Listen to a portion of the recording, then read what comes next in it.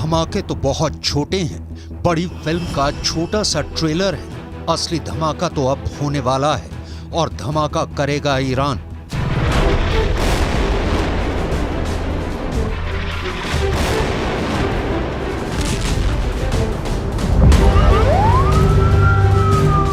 Iran ने अगर बम फोड़ा तो वो दुनिया का आखिरी बम धमाका भी साबित हो सकता है, क्योंकि वो ऐसा ब्लास्ट होगा जो पूरी दुनिया की चीथड़े उड़ा देगा। ऐसा ब्लास्ट जिससे बचना नामुमकिन होगा।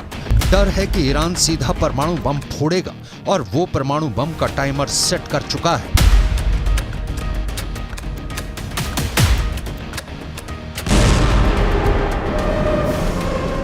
ईरान गुस्से में है, बहुत गुस्से में है। गुस्से में उसने अपने दोस्त चीन से फोन पर बात की और साफ साफ कह दिया है कि इजराइल ने गाजा में अब हद पार कर दी है। उसने ईरान के सब्र का बांध तोड़ दिया है, इसलिए अब बहुत बड़ा ब्लास्ट होगा।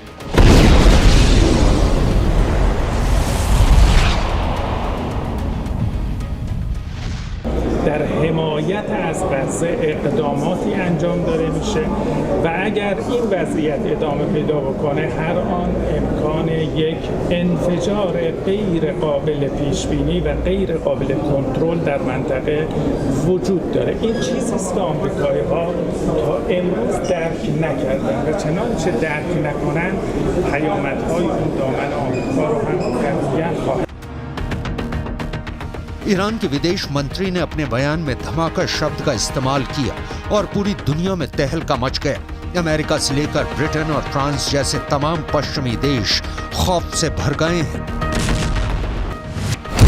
सब सोच में पड़े हैं कि ईरान किस धमाके की बात कर रहा है, आखिर उसके दिमाग में क्या साजिश चल रही है। डर जताया जा रहा है कि कहीं ईरान ने परमाणु बम तो नहीं बना लिया। ईरान करीब 2 दशक से चोरी छिपे परमाणु बम बना रहा है, मगर ये बात वो मानता नहीं।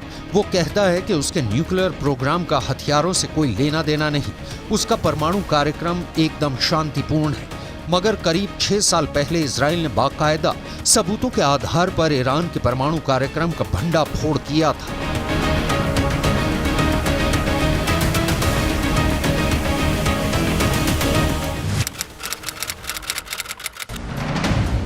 एक किताब में दावा किया गया है कि 2018 में इजराइल की खुफिया एजेंसी मोसाद के एजेंट चुपके से ईरान की राजधानी तेहरान के पास एक खुफिया ठिकाने में घुस गए थे। वहां उन्होंने हजारों की तादाद में ऐसे टॉप सीक्रेट फाइलें चुरा ली थी जिनमें ईरान के परमाणु बम बनाने के कार्यक्रम का पूरा कच्चा चिट्ठा था। इसी साल मई में अमेरिका की न्यूज एजेंसी एसोसिएटेड प्रेस ने एक रिपोर्ट छापी थी जिसमें दावा किया गया था कि ईरान ने अपना एक परमाणु प्लांट जमीन के इतने अंदर बनाया हुआ है कि अमेरिका की मिसाइलें भी उसे भेद नहीं सकती। एसोसिएटेड प्रेस ने अपनी रिपोर्ट में दावा किया था कि ईरान तेहरान से करीब 225 किलोमीटर दूर नतांज न्यूक्लियर प्लांट के पास पहाड़ों में सुरंगें बना रहा है। जमीन में 260 से 328 फीट तक गहरी सुरंगें। ये गहराई इतनी ज्यादा है कि माना जा रहा है कि अमेरिका के बम भी ईरान की सुरंगों का कुछ नहीं बिगाड़ सकेंगे। यूरोप के भी कई देशों की इंटेलिजेंस रिपोर्ट कहती है कि ईरान परमाणु बम बनाने के इतने करीब पहुंच चुका है कि वो बहुत जल्द अपना पहला परमाणु बम टेस्ट भी कर सकता है।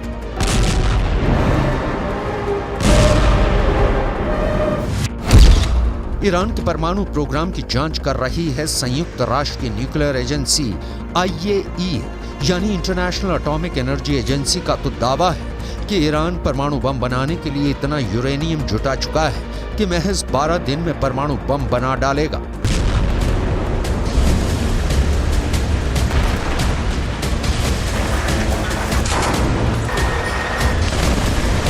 ये दावे डरावने हैं, क्योंकि जब से हमास ने इजराइल में घुसकर हमला किया है तब से ईरान के न्यूक्लियर प्रोग्राम से पूरी दुनिया का ध्यान हटा हुआ है। ईरान के जिस परमाणु कार्यक्रम से अंतर्राष्ट्रीय मीडिया की नजरें नहीं हटती थी वो युद्ध की रिपोर्टिंग में लगा है। ईरान के परमाणु कार्यक्रम पर गिद्ध की तरह नजरें गड़ाए बैठे अमेरिका और इजराइल जंग में उलझे हुए हैं। रक्षा विशेषज्ञों का कहना है कि ईरान इसी बात का फायदा उठाकर चोरी छिपे धड़ल्ले से परमाणु बम बनाने में लगा है।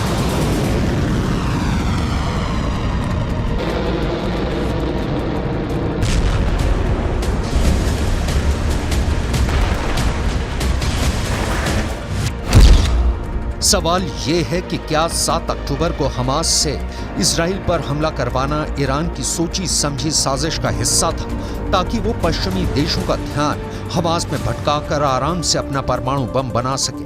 क्या बीते 2 महीने से ईरान परमाणु युद्ध की प्लानिंग कर रहा है?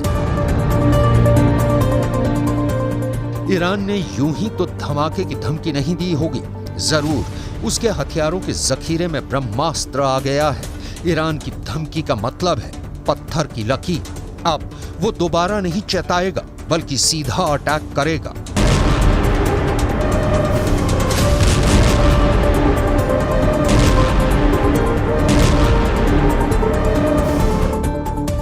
ईरान के विदेश मंत्री ने फोन पर चीन के विदेश मंत्री से यह भी कहा कि गाजा की जंग पूरे पश्चिम एशिया में फैल चुकी है। अभी तो बस लेबनान का हिजबुल्लाह और यमन के हूथी विद्रोही हमास के साथ खड़े हैं। आगे चलकर कई और देश इस जंग में कूद जाएंगे। ऐसे में अगर इजराइल ने अब भी हथियार नहीं डाले तो फिर जंगों का ऐसा विस्फोट होगा जिसमें पूरा का पूरा पश्चिम एशिया तबाह हो जाएगा।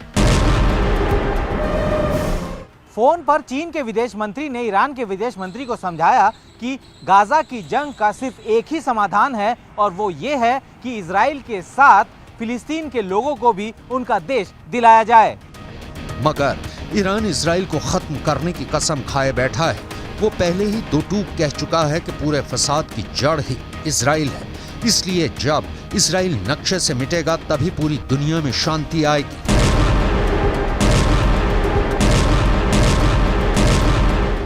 ईरान आर या पार के मूड में नजर आ रहा है।